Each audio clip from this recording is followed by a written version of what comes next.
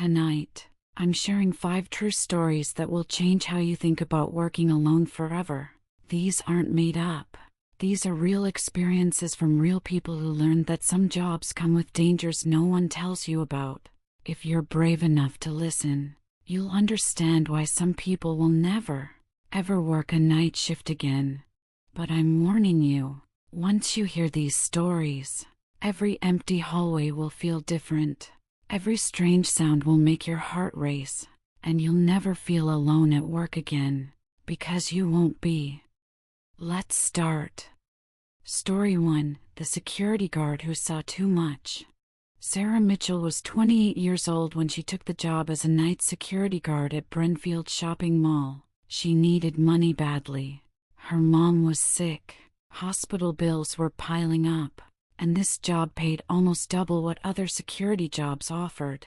She should have asked why. She should have wondered why they were paying so much for such an easy job. But when you're desperate, you don't ask questions.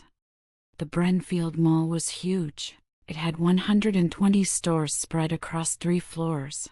During the day, thousands of people walked through its doors. Families eating in the food court, teenagers hanging out near the fountain, kids playing in the small playground near the main entrance. It was bright and loud and full of life. But at night, it became something else. Something wrong. Sarah's first day of training was with a guy named Rick.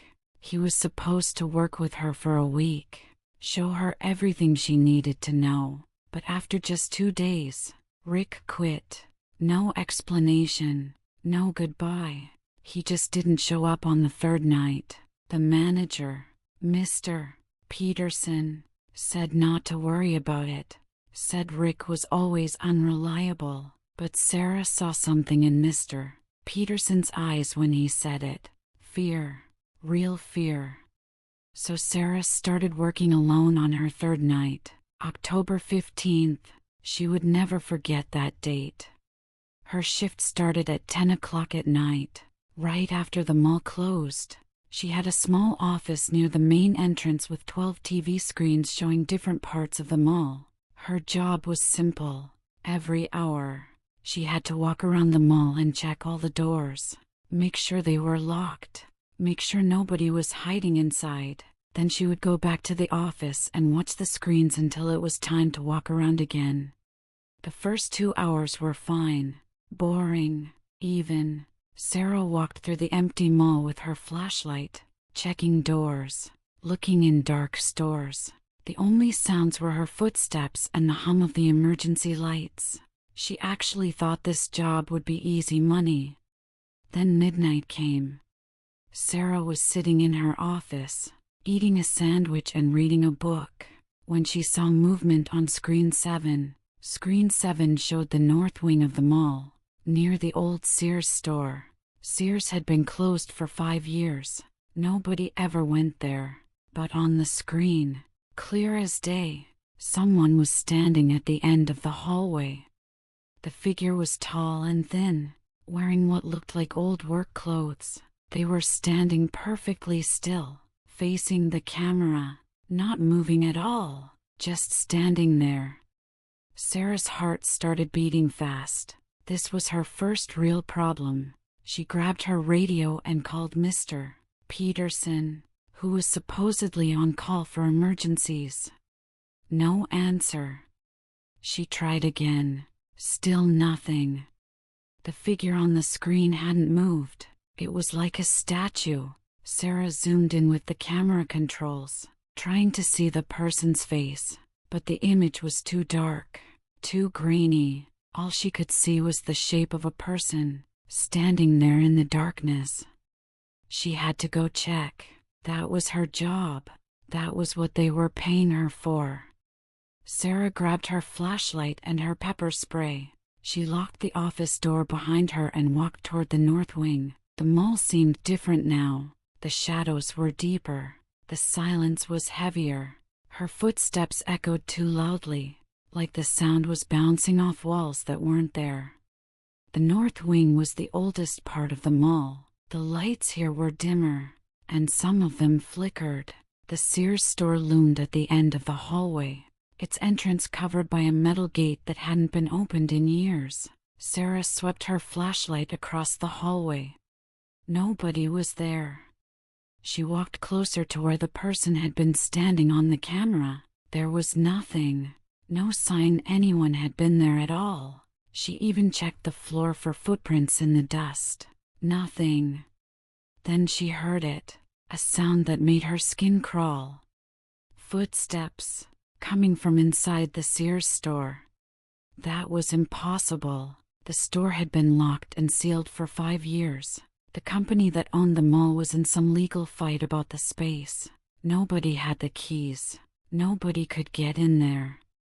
But the footsteps were getting louder, and now she could hear something else. Humming. Someone was humming a song she didn't recognize. An old song. Something from maybe the 1950s or 1960s. Sarah shined her flashlight through the metal gate. The beam cut through the darkness, showing empty shelves and broken mannequins. But in the back of the store, she saw something move, just for a second. A flash of white, like someone in white clothes walking past. "Hello?" Sarah called out. Her voice cracked. "This is mall security. You need to come out right now." The humming stopped. The footsteps stopped. Everything went quiet. Then, right next to her ear, she heard a whisper, "You shouldn't be here." Sarah spun around. Nobody was there. But now she could smell something terrible, like meat that had gone bad, like something dead. She ran.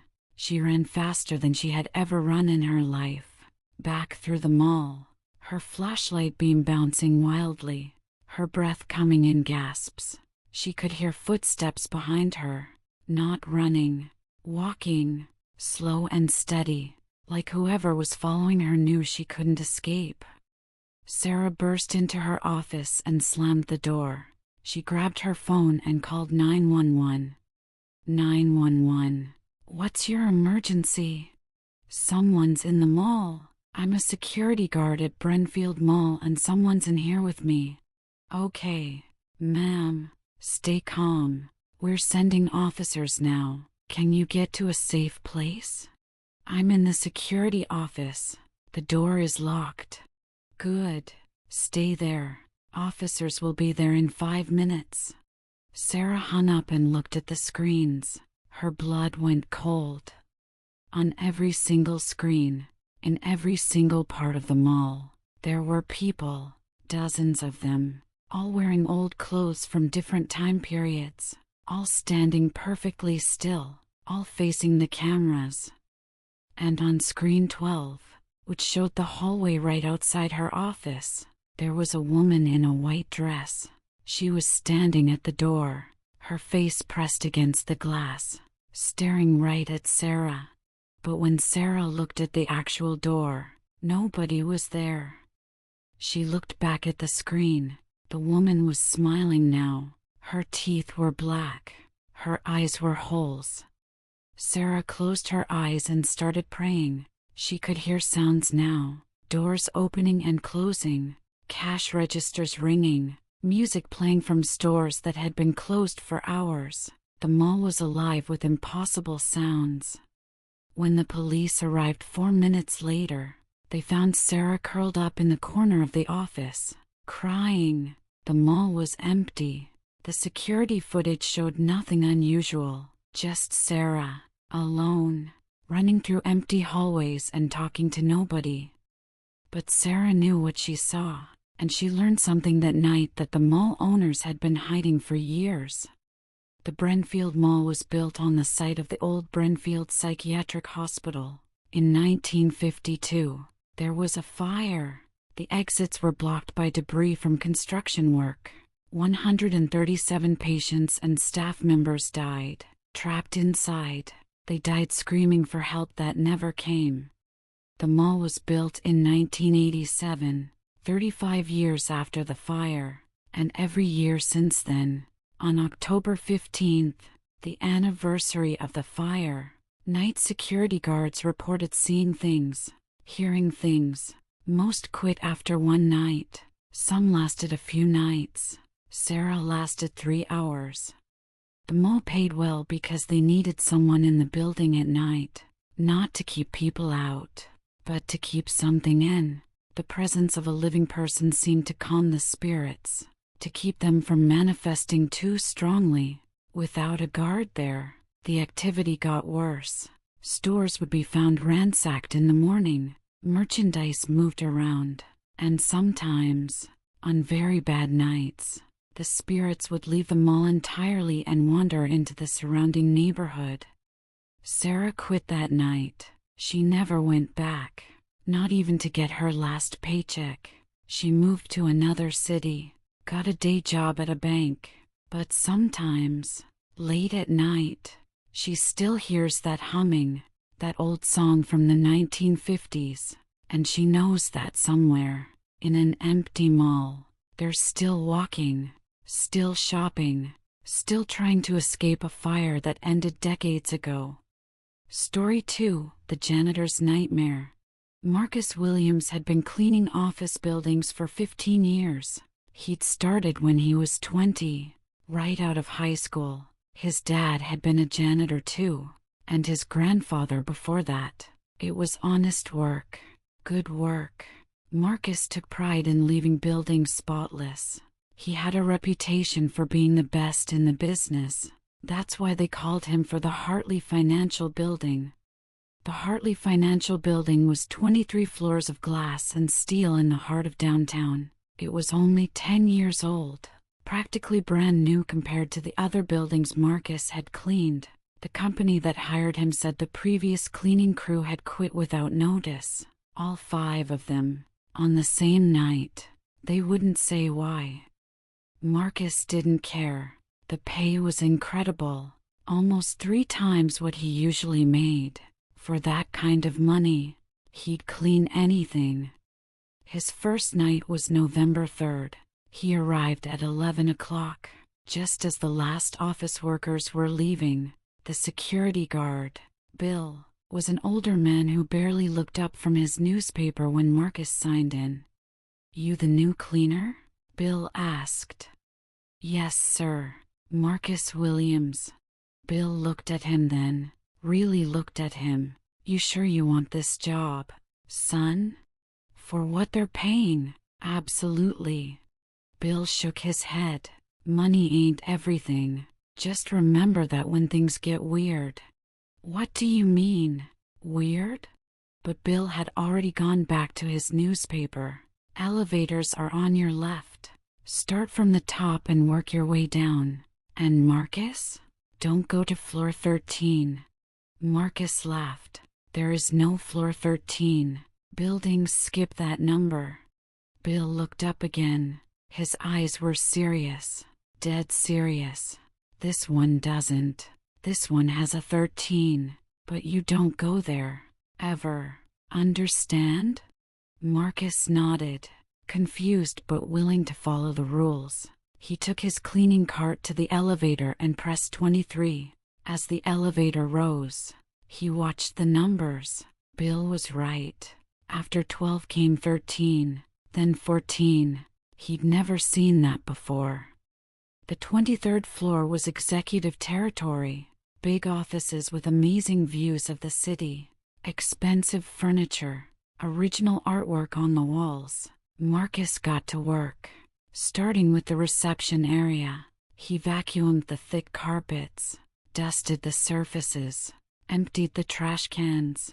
Normal routine stuff. He was halfway through cleaning when he noticed something odd. The CEO's office light was on, and the door was open. This was strange because Marcus had specific instructions that the CEO's office was off limits unless specifically requested. He walked over to close the door and turn off the light.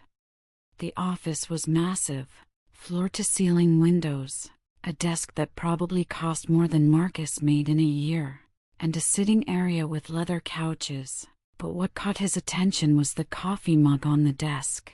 It was steaming, fresh coffee, maybe poured minutes ago. Marcus looked around. The office was empty. There was only one door, the one he'd come through. Where did the person go? He walked over to the desk.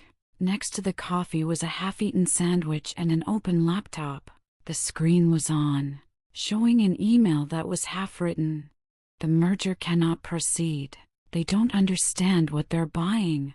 The 13th floor contains things that should never see daylight. If the merger happens, people will die. I've seen it. I've seen them. They're waiting. They've always been waiting. The email ended mid-sentence. As Marcus read it, new words appeared on the screen, typing themselves. Hello, Marcus. Marcus jumped back. The laptop was typing by itself. Don't be afraid. I need your help. Marcus wanted to run, but he was frozen in place. More words appeared. My name is David Hartley. I built this building. I died here 10 years ago, and I'm trapped here. Marcus found his voice. This isn't real. This can't be real. Look behind you. Marcus turned around. In the window's reflection, he could see someone sitting at the desk. A man in an expensive suit, typing on the laptop. But when Marcus looked at the actual desk, it was empty. I can only manifest in reflections, but I'm here. I've been here for 10 years, trying to warn people. The 13th floor. Marcus, you must never go there. What's on the 13th floor? My mistakes, my sins. I thought I was building an office building, but I built it on the wrong land. This was a sacred place, a burial ground, not Native American, something older, something that was here before humans. And when we dug the foundation, we woke them up. Marcus backed toward the door. I need to go. I need to finish my work. They're already watching you. Marcus, look at the other offices. Marcus looked through the glass walls into the other executive offices. In each one, reflected in the windows, he could see people, men and women in business clothes, all sitting at their desks, all staring at him, but the offices themselves were empty. These are the others who didn't listen. The laptop continued typing. The ones who went to 13. They're trapped now, like me, not dead, not alive, just here, forever. Marcus ran out of the office. He grabbed his cart and headed for the elevator. He'd clean the other floors and get out. He wouldn't go near 13. But when he pressed the button for 22, the elevator went down past 22, past 21, past 20. It didn't stop until it reached 13. The doors opened to complete darkness, not normal darkness, but a thick, living darkness that seemed to move and breathe. And the smell, God, the smell, like copper and rust and something else, something organic and wrong. Come in, Marcus. A woman's voice from the darkness, pleasant, professional. We've been expecting you. Marcus frantically pressed the closed door button. Nothing happened. Don't be rude, mister. Hartley is waiting for you in conference room B. Shapes began forming in the darkness. People in business clothes, standing in neat rows like they were waiting for a presentation. But their faces were wrong. Too pale, eyes too wide, smiles too big. Join us for the meeting, they said in unison. It's about to begin. The elevator doors finally closed. Marcus pressed every button, not caring where he went as long as it was away from 13. The elevator shot up to 15, and Marcus got out, dragging his cart behind him. The 15th floor looked normal at first. Just cubicles and meeting rooms, but as Marcus walked through, he noticed things. Every computer was on, showing the same email David Hartley had been writing. Every phone was off the hook, playing the same message. The meeting on 13 is about to begin. Please attend." Marcus ran for the stairs. He burst through the door and started running down. 14, 13. No. He stopped. The sign said 13. But this wasn't the 13th floor he'd seen from the elevator. This was different. The stairwell opened into a vast space that couldn't exist in the building. It was too big, extending far beyond where the building's walls should be.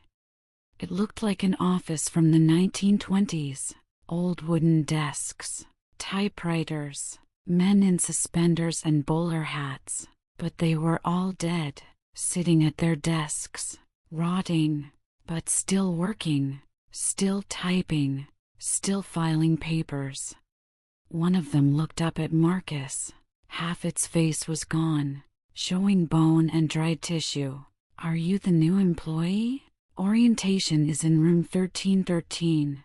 Marcus ran back up the stairs, but now the door to 14 wouldn't open. Neither would 15. He kept climbing. 16, 17, 18. None of the doors would open. Finally, at 20, the door opened. Marcus burst through, gasping for breath.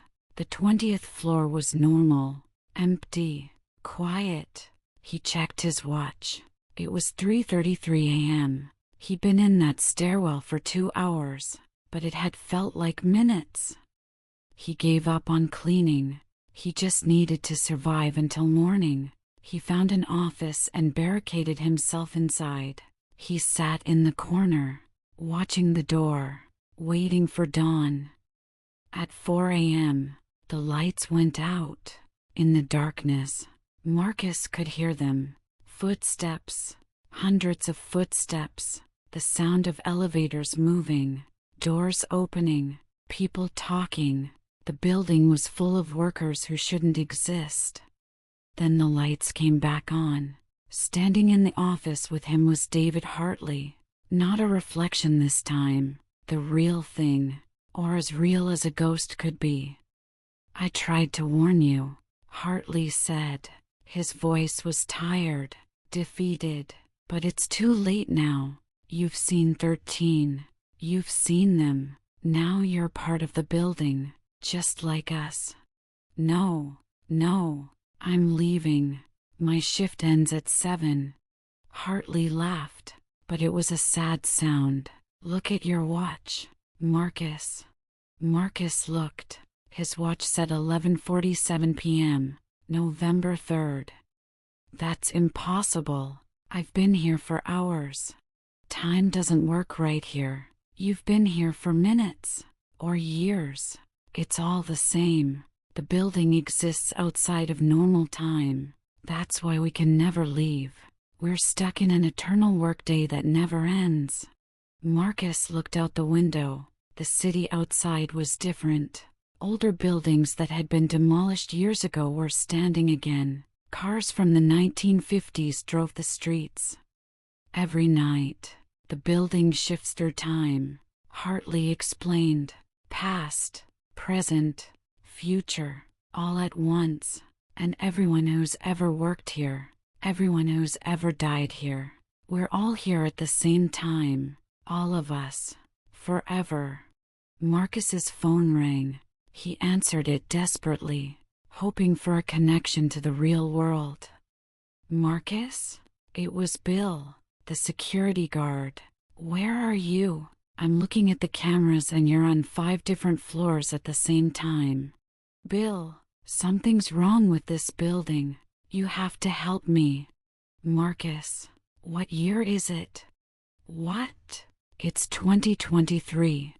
Bill laughed. "Marcus, I've been the security guard here since 1987, and you've been the janitor just as long. You clean this building every night. You've been doing it for 36 years. Marcus looked at his reflection in the window. An old man stared back. Gray hair, wrinkled face, wearing a janitor uniform that looked decades old. "No," Marcus whispered. "No, I just started tonight." "You start every night," Bill said. Every night is your first night. Every night is November 3rd. That's the curse of the Hartley building. We're all trapped in our first night, living it over and over, getting older but never remembering. The phone went dead. Marcus looked around the office. On the desk was a calendar. November 3rd was circled in red, but the year kept changing. 1987, 1993, 2000, 2010, 2023, all at the same time. David Hartley was gone. Marcus was alone. He looked out the window again. The sun was rising. His watch said 7 a.m. Time to go home. Marcus took the elevator down to the lobby. Bill was there, looking up from his newspaper. "Have a good night, Marcus?" I don't know." Bill smiled sadly. "You never do. See you tonight. November 3rd, your first night." Marcus walked out of the building into the morning sun. By the time he reached his car, he'd already forgotten. Tomorrow he'd get a call about a new job. Great pay. The Hartley Financial building. His first night would be November 3rd. It always was. Story 3, the gas station at the end of the world. Jennifer Chin was desperate when she took the night shift at the last stop gas station. College tuition was due. Her financial aid had fallen through, and this job paid cash under the table. No questions asked. The owner, Mr. Carlson, had seemed almost relieved when she agreed to work nights. "Just follow the rules," he'd said, handing her a laminated card. "Follow the rules and you'll be fine." The rules seemed weird, but every job had its quirks. Never leave the booth after 2 a.m. Don't serve anyone who pays with coins from before 1964. If someone asks for directions to Red Pine Road, say you don't know. Keep the bathroom doors locked between 3 and 4 a.m. If you hear knocking on the back door, don't answer. Don't look directly at customers who cast no shadow. If the phone rings 3 times and stops, don't answer if it rings again. Jennifer thought Mr. Carlson was just superstitious, maybe a little crazy, but for $20 an hour cash, she could handle some weird rules. The last stop gas station sat on Route 49, a lonely stretch of highway that cut through 50 miles of forest. During the day, it got decent traffic, but at night, you might see 3 or 4 cars total. It was perfect for studying. Jennifer brought her textbooks, her laptop, and enough coffee to keep her awake. Her first night was October 28th, a Wednesday. She arrived at 10 p.m. to relieve Dave, the evening shifter. Dave looked exhausted, with dark circles under his eyes. "Anything I should know?" Jennifer asked. Dave stared at her for a long moment. "Did Carlson give you the rules?" "Yeah, seems a bit much for a gas station job." "Follow them," Dave said. He wasn't joking. "Exactly as written. Don't get creative. Don't think you know better. Just follow the rules." He left without another word, practically running to his car. Jennifer settled into the booth.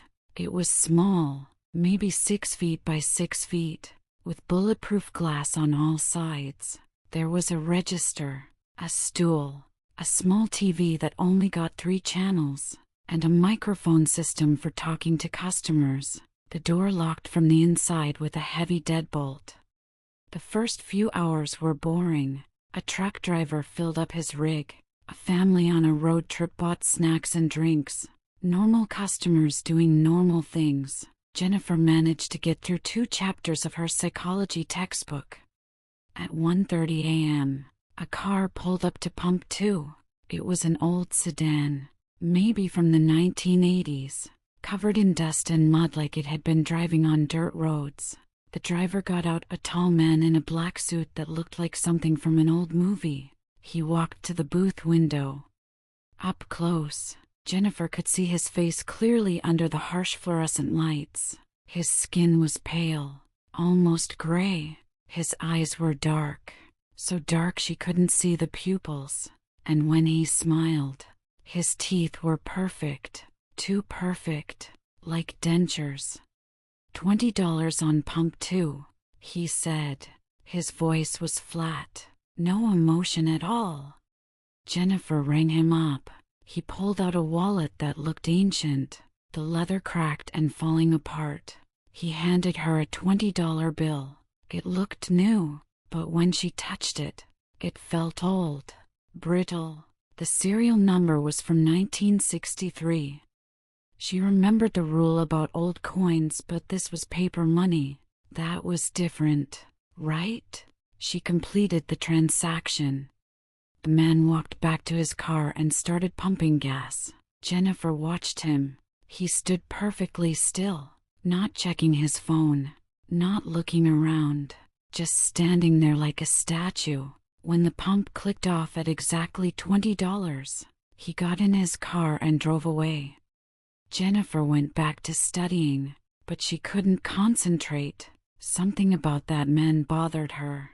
She looked at the $20 bill again. In the fluorescent light, she could see something strange. The president's face on the bill wasn't right. It was someone else. Someone with dark eyes and too many teeth. At 2:15 a.m., another car pulled up. Same pump, same sedan, same everything. Jennifer's blood went cold. It was the same man, the same suit, the same walk to the window. $20 on pump 2. You were just here, Jennifer said. The man tilted his head like a confused dog. $20 on pump 2. She looked at his car.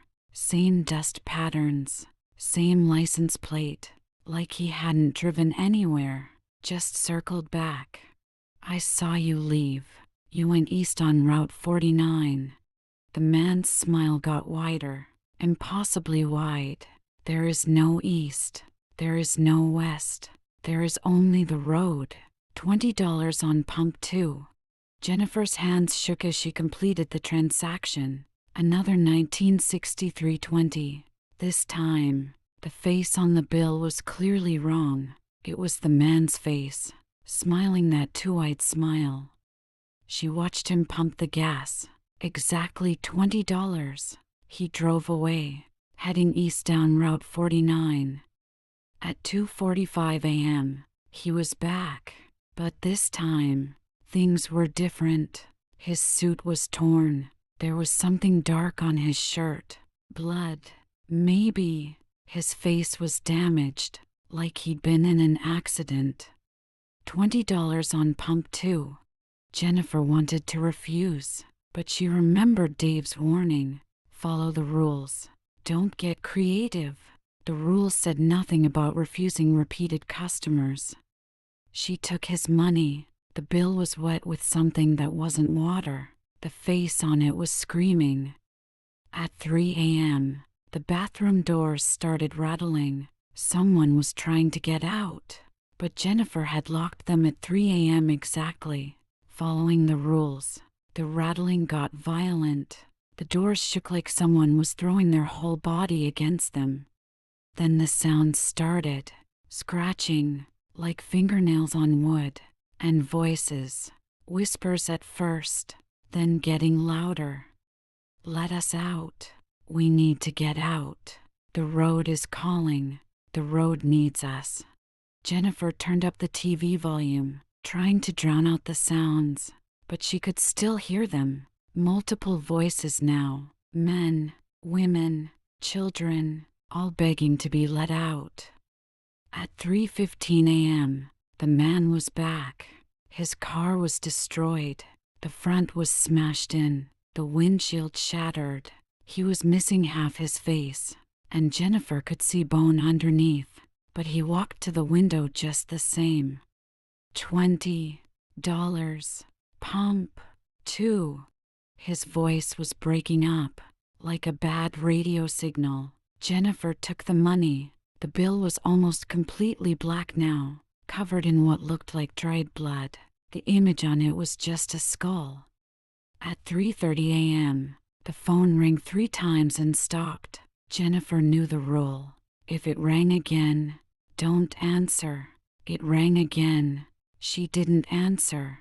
It rang again, and again, and again, 20 times, 50 times. The sound was deafening. Then it stopped, and a voice came through the overhead speakers. Not the phone, the speakers that were only supposed to work with the microphone. Jennifer, we know you're there. We've always known. Every night shifter, every one of them. We watch, we wait, we feed. The lights flickered. In the brief darkness, Jennifer saw things outside, shapes that weren't quite human. They were tall, stretched out like someone had pulled them like taffy. They were circling the booth. At 3:45 a.m., the man came back one more time. There was nothing left of him but bones and torn clothes, but he was still walking, still talking. 20, 20, 20. Jennifer couldn't understand the rest. His jaw was gone, but she took the money anyway. The bill turned to ash in her hand, but the register accepted it. At 3:50 a.m., a woman pulled up in a modern car. She looked normal, tired, but normal. She walked to the window. "Excuse me, I'm lost. I'm looking for Red Pine Road." Rule number 3. If someone asks for directions to Red Pine Road, say you don't know. "I'm sorry, I don't know where that is," Jennifer said. The woman's expression changed. The tiredness vanished, replaced by hunger. "Oh, but you do. Everyone knows where Red Pine Road is. It's where they buried them, all of them. The accident in 1963. 43 people died when the bus went off the bridge. They were coming back from a dance. So young, so full of life." The woman was changing as she spoke. Her skin was becoming pale, gray. Her eyes were sinking into her skull. "They built this gas station on the burial ground, didn't move the bodies, just paved over them. And every night, they try to leave. They get in their cars and drive away, but the road always brings them back, always back to Pump 2. Jennifer looked at Pump 2. There was nothing special about it, just a normal gas pump. But when she looked closer, she could see something in the concrete beneath it. Shapes, like bodies, like dozens of bodies pressed into the ground. "They need someone to take their place," the woman continued. Her face was skull-like now. "Someone to pump gas for eternity. Someone to serve the dead. Will it be you, Jennifer?" The clock showed 3:59 a.m. One more minute. Jennifer just had to survive one more minute. The woman pressed her face against the glass. Her features were melting, sliding off like wet paint. "Join us, Jennifer. Join us at the last stop." 4 a.m. The bathroom doors clicked open. The woman vanished. The lights stopped flickering. Everything was normal again. Jennifer looked outside. Pump 2 was gone. Not broken, not damaged. Gone, like it had never existed. Where it had been was just a patch of grass. Old grass, like it had been growing there for years. She looked at the register. No record of any sales after midnight. At 6 a.m., when the morning shift arrived, Jennifer was sitting in her car, engine running, ready to flee the second she saw another human being. Tom, the morning guy, knocked on her window. "Rough night?" he asked. "Pump 2, Jennifer said. "What happened to Pump 2? Tom looked confused. "What do you mean? There's only one pump. Always has been." Jennifer looked. He was right. One pump. Pump 1. There was no sign there had ever been a pump 2. She drove home in a daze. That night, she got a call from Mr. Carlson. Jennifer, you left your textbook at the station. Keep it. I'm not coming back. That's a shame. You did well. Better than most. The previous night shifter only lasted 2 hours before he ran out of the booth. The things got him, pulled him right through the glass. But you followed the rules. You survived. What is that place? A necessity, Carlson said.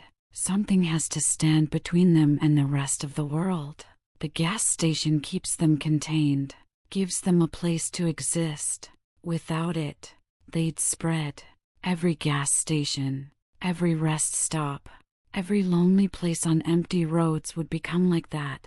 Someone has to work the night shift. Someone has to serve them. Find someone else. Oh, I will. I always do. But Jennifer, don't ever drive Route 49 at night. You've seen them now. They know you. And if you ever stop at the last stop again, even during the day, check which pump you're using, because pump 2 is still there. It's always there, waiting for someone who knows the truth. Jennifer hung up.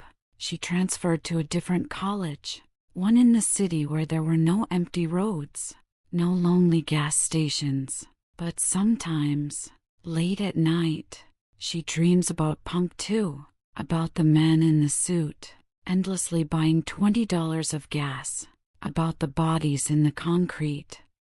And sometimes, when she's driving and stops for gas, she counts the pumps. 1, 2, 3. But sometimes, just for a second, she sees it, pump 2, and standing next to it, the man in the suit, waiting, always waiting. Story 4. The Overnight Store Stalker. Tommy had been stocking shelves at Peterson's grocery store for 3 weeks. The job was simple. Show up at 10 p.m. when the store closed. Stock the shelves all night. Leave at 6 a.m. before the store opened. Easy money for a college student who needed to pay rent. Peterson's was an old store. Not a big chain store, but a family-owned place that had been around since 1962. The building showed its age. The floors creaked when you walked. The freezers hummed louder than they should. And there was this smell in the back storage area that never went away, no matter how much they cleaned, like old meat mixed with something sweet and rotten. Tommy liked working alone. No customers asking stupid questions. No boss breathing down his neck. Just him, his earbuds, and boxes of products to put on shelves. He could listen to music, take breaks when he wanted, even eat some of the damaged goods that couldn't be sold. It was perfect. For the first 2 weeks, nothing weird happened. Sure, sometimes he heard noises, but old buildings make noises, right? Sometimes a can would fall off a shelf in another aisle, but that was just bad stacking. Sometimes the lights in the meat section would flicker, but that was just old wiring. Everything had an explanation. Then came the night of January 8th. Tommy arrived at 9:45 p.m., early as always. Mrs.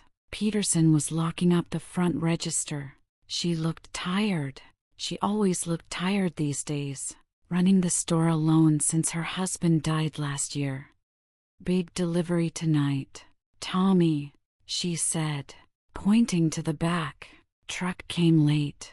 Everything's still in boxes in the storage room. No problem, Mrs. P. I'll get it all done. She smiled, but it didn't reach her eyes. Tommy, can I ask you something? Have you noticed anything strange while working here? Strange? Like what?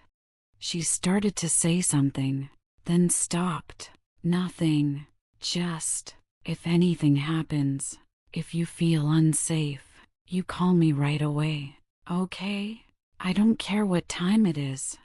Sure, Mrs. But what would happen?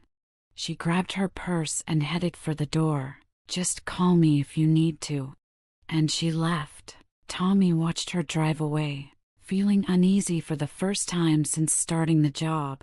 What was she talking about? What was supposed to happen?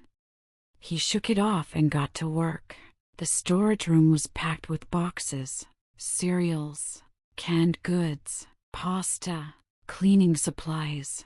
Hours of work ahead of him. He put in his earbuds, started his playlist, and began loading boxes onto a cart. Around midnight, he was in aisle 7 putting away soup cans when his music cut out. His phone had died. Weird, because he charged it to full before coming to work. He plugged it into his portable charger and kept working, but now the store felt too quiet. Every sound seemed louder. The hum of the freezers, the buzz of the lights, and something else. Footsteps. Someone was walking in the store. Slow, heavy footsteps, like someone carrying something heavy. They were coming from the back of the store, near the meat section. "Hello?" Tommy called out. "Mrs. Peterson, did you come back?" The footsteps stopped. Tommy walked toward the meat section. The lights were off back there, which was strange because he hadn't turned them off. He flipped the switch. Nothing. The lights wouldn't come on. He grabbed a flashlight from behind the customer service counter and went to investigate. The meat section was at the very back of the store, past the dairy coolers. As he got closer, the temperature dropped. He could see his breath in the air, white puffs in the darkness. That wasn't right. It was cold, but not that cold. His flashlight beam cut through the darkness, showing the meat counter. Everything looked normal. Packages of beef, chicken, pork, all in neat rows behind the glass. But the smell was stronger here. That sweet, rotten smell that made him want to throw up. Then he saw it. Behind the counter, where employees would stand to serve customers, there was something on the floor. Something dark and wet.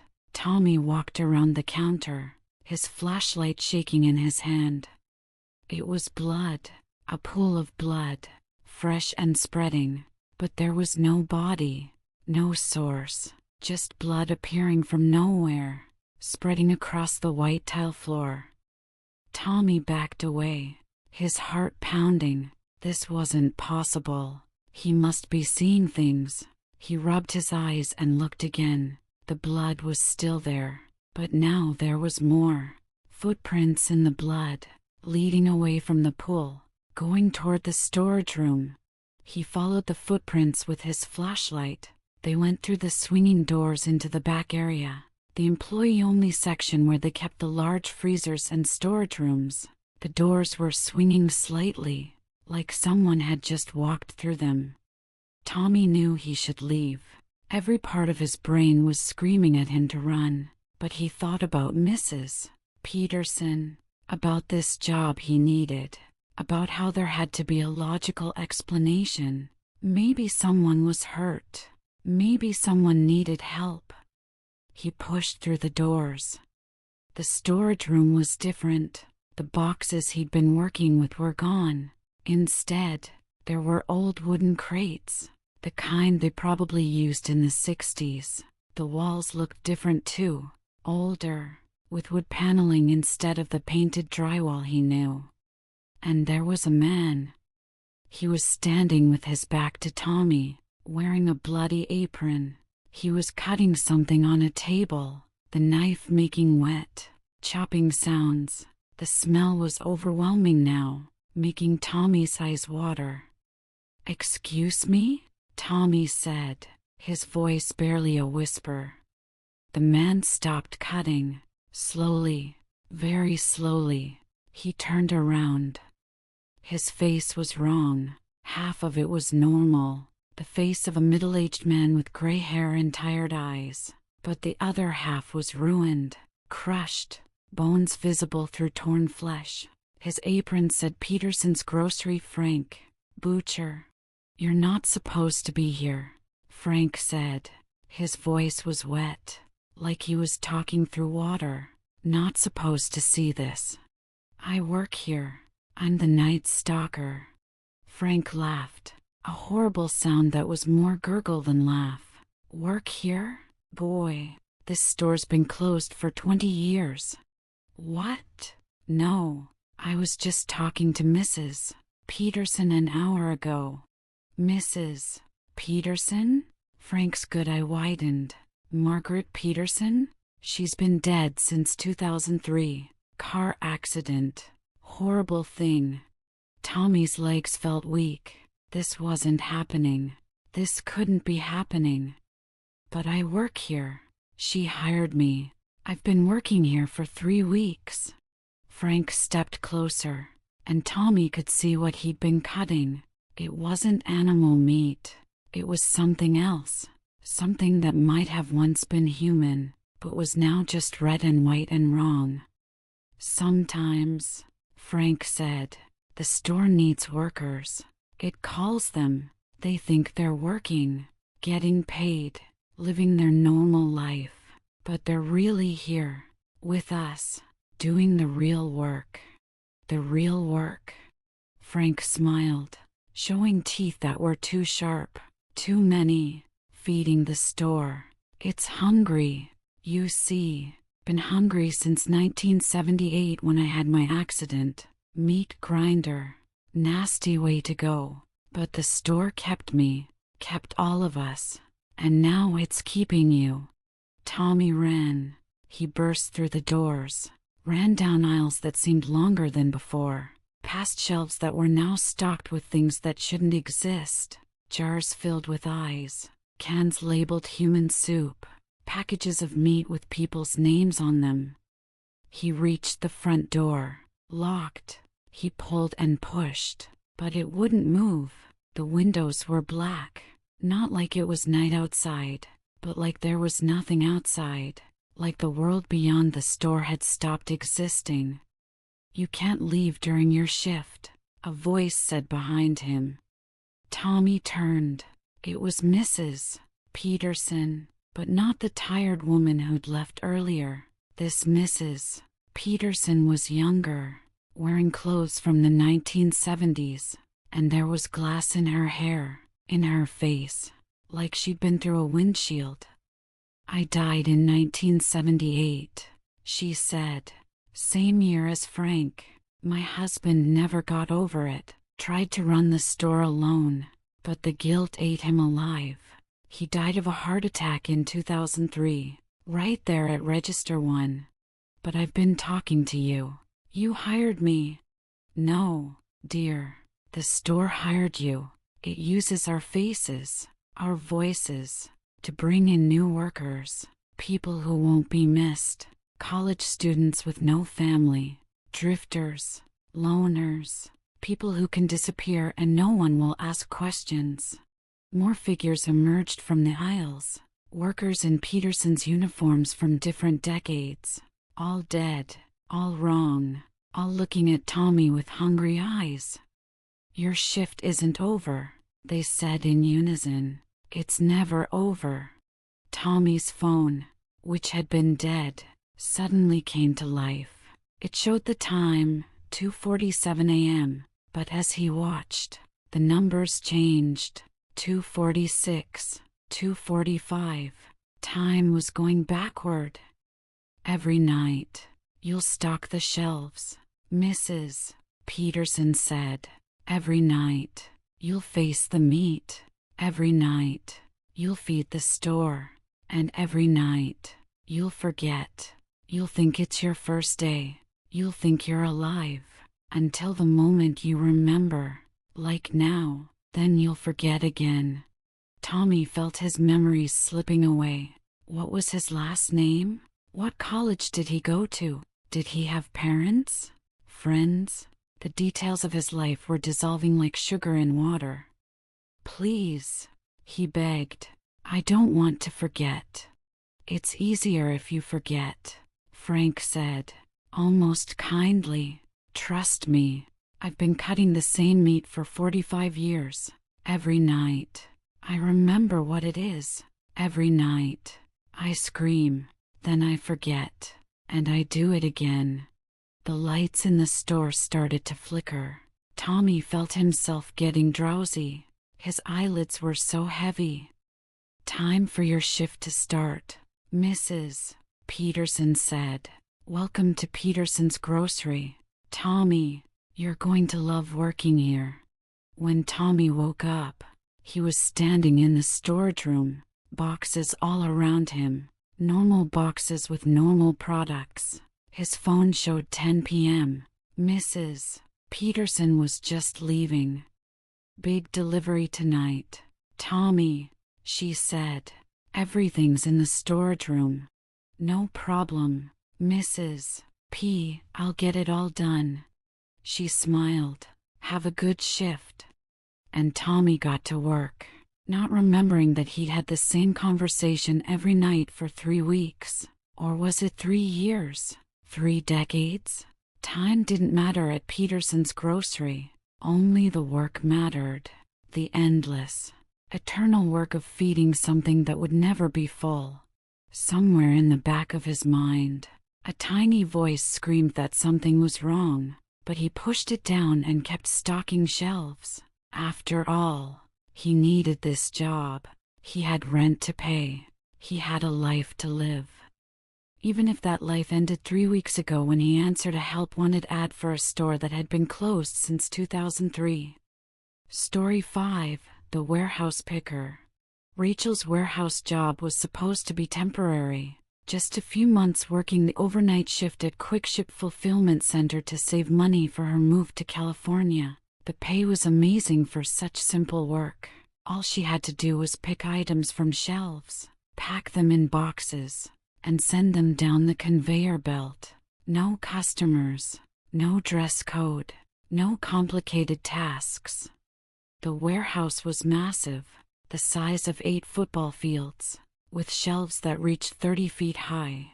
During the day shift, it was full of people, hundreds of workers picking, packing, shipping, forklifts beeping, conveyor belts running, managers yelling. But Rachel worked the skeleton crew. From 11 p.m. to 7 a.m., there were only 6 people in the entire building. Or there were supposed to be 6 people. The first month was fine. Rachel would clock in, grab her scanner and cart, and start picking items from her assigned section, Section K, at the far back of the warehouse, where they kept the electronics. It was quiet back there. Isolated, but she didn't mind. She could work at her own pace, listen to podcasts, and the night flew by. Her coworkers were spread throughout the warehouse. She rarely saw them except during the 3 a.m. lunch break. There was Jim, who worked Section A near the entrance, Maria in Section D with the clothing, Bob in Section F with the home goods, new guy named Chin in Section H, and supposed to be someone in Section M, but that position had been empty for weeks. No one wanted to work Section M. Why doesn't anyone work Section M? Rachel asked Maria during break one night. Maria looked uncomfortable. That section's weird. Packages go missing. Scanners stop working. And people hear things. Hear things? Voices. Crying. Sometimes screaming. 3 people quit after working that section. Rachel laughed it off. Every workplace had its ghost stories, but she noticed that even during the day shift, workers avoided Section M. The lights back there were always broken, the shelves were older, rustier, and there was a cold spot that maintenance couldn't explain. Everything changed on February 20th. Rachel clocked in at 10:55 p.m., ready for another normal shift, but when she grabbed her scanner, it showed something odd. Instead of her usual pick list for Section K, it showed items from Section M. She found Jim at his station. "Hey, my scanner's showing Section M picks. Must be a glitch." Jim looked at the scanner, then at her. System says you're assigned to M tonight. But I always work K. Sorry, Rachel. Orders are orders. Maybe they finally need those items picked.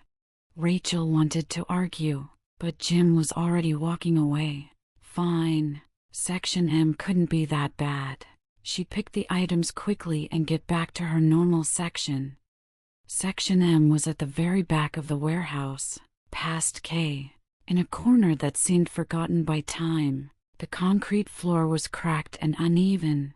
Water dripped from pipes in the ceiling, creating puddles that never seemed to dry. And it was cold, so cold she could see her breath.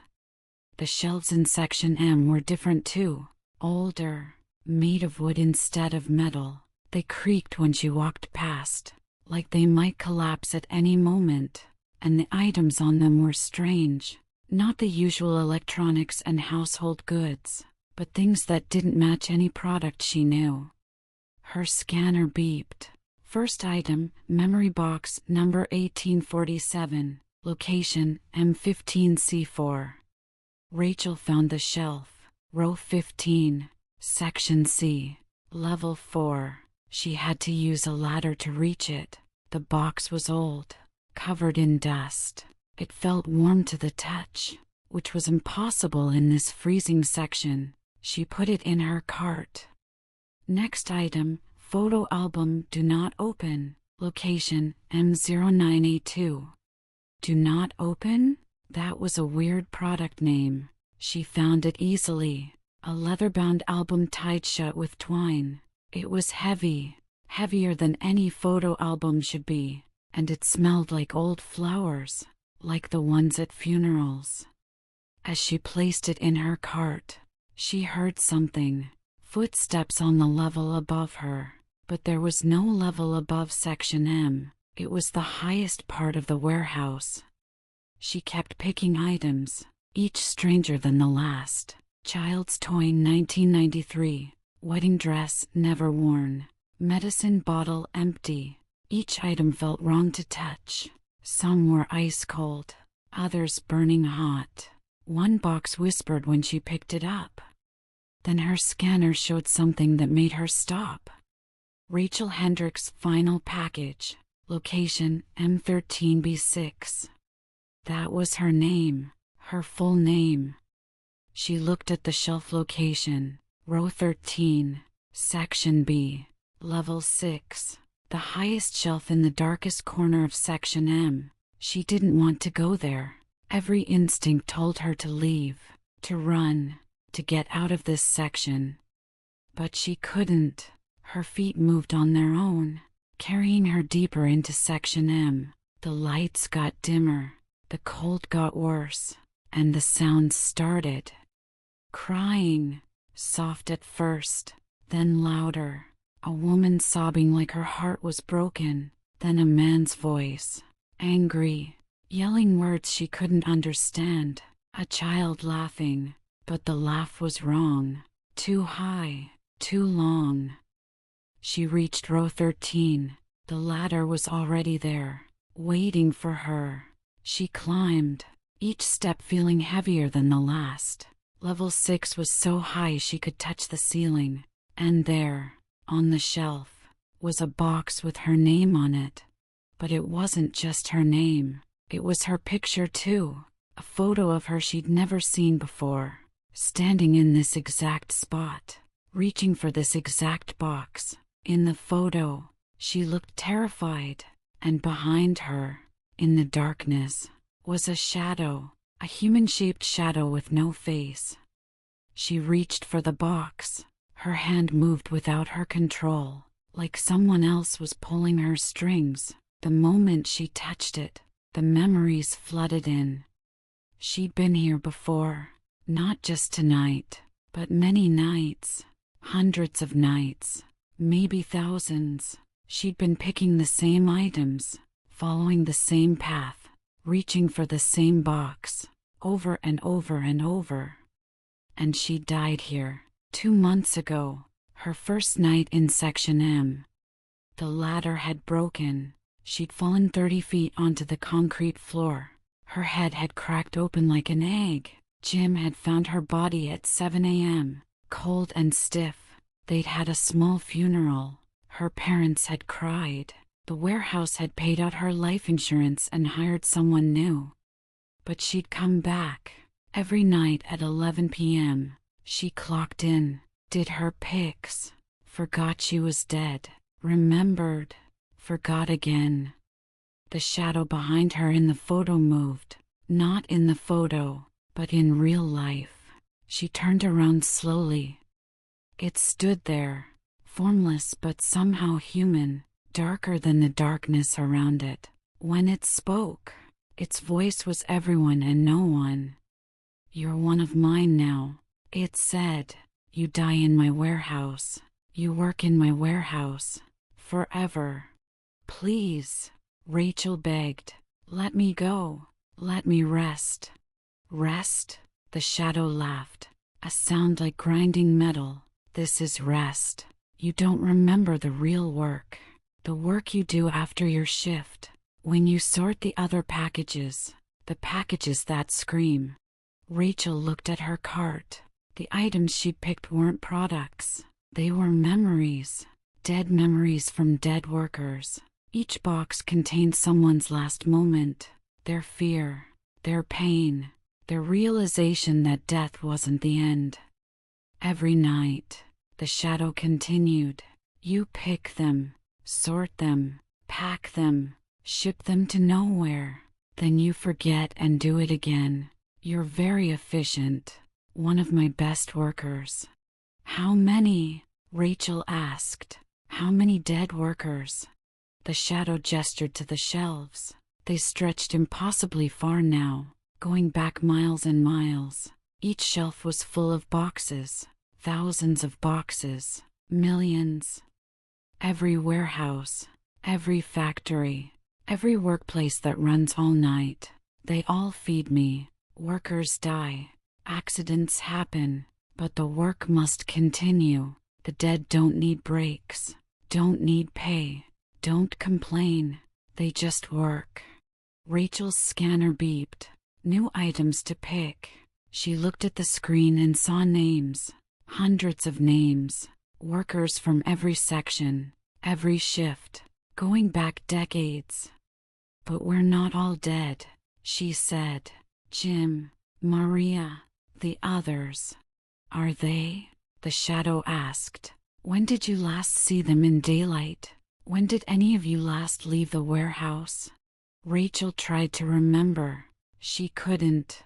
She could only remember arriving at 11 p.m. and working until when? She never remembered leaving. She never remembered going home. "The Skeleton Crew," the shadow said. "Such an appropriate name. You're all skeletons. Bones doing work. Death paying its debt to commerce." The scanner in her hand started to melt, becoming part of her skin. The cart merged with her body. She was becoming part of the warehouse itself, another tool for picking and packing. "Your shift is never over," the shadow said. "But don't worry. In a few minutes, you'll forget again. You'll think it's your first day. You'll be excited about the good pay, the easy work. And you'll pick packages until you remember. Then you'll forget. Forever and ever."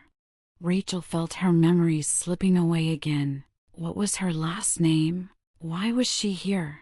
She looked at the box in her hand, saw her own face looking back at her, terrified. Who was that woman? Why did she look so scared? The shadow faded. The shelves returned to normal. Her scanner showed regular items again. Bluetooth speakers, phone cases, normal things for normal customers. She climbed down the ladder, confused about why she was in Section M. Wasn't she supposed to be in K? She should ask Jim. Good old Jim who'd been working here for how long? She couldn't remember. As she pushed her cart back towards Section K, she passed other workers. They moved mechanically, picking items, scanning boxes. never looking up, never talking, never stopping. One of them, a young man she didn't recognize, looked at her with wide, terrified eyes. "Help me," he mouthed silently. "I just started tonight, but I remember being here before. I remember dying. Please help me." Rachel wanted to help.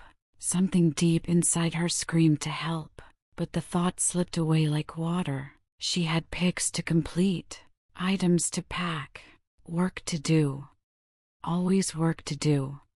She looked at her scanner. 2,847 items to pick before 7 a.m. Better get moving. After all, she needed this job. The pay was amazing, and the work was so easy. So very, very easy. Somewhere in the warehouse, a new worker was starting their first shift. Young kid, maybe 19, needed money for college. The shadow watched from the rafters as they grabbed their scanner, eager to prove themselves. By 3 a.m., they'd be in Section M. By 4 a.m., they'd find their own box. By 5 a.m., they'd forget. And the warehouse would have another eternal employee. The work must continue, the packages must ship, and the dead must earn their keep in the economy of the damned. These 5 people thought they were just doing their jobs, just working alone, making money, living their lives. But they discovered the horrible truth that some workplaces want more than your time. They want your soul. Right now, someone just like you is starting a night shift somewhere. They're walking empty hallways, hearing strange sounds, telling themselves it's nothing. But maybe, just maybe, they're already dead. Maybe they've been dead for years, decades, still showing up for work, still doing their job, still thinking they're alive. How do you know you're not one of them? When did you last see sunlight? When did you last go home? Can you remember your family's faces clearly? Or are they fading like old photographs? These aren't just stories, they're warnings.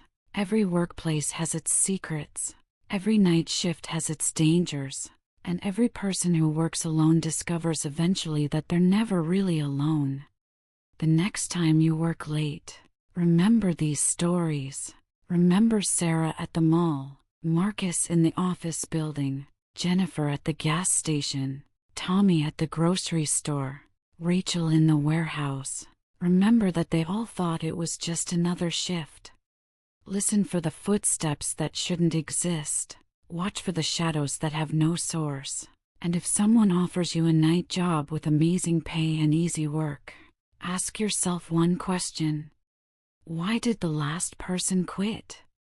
Because maybe they didn't quit. Maybe they're still there, still working, still trapped in an endless shift that death itself can't end. Sweet dreams, and whatever you do, never work alone after midnight. The dead are always hiring.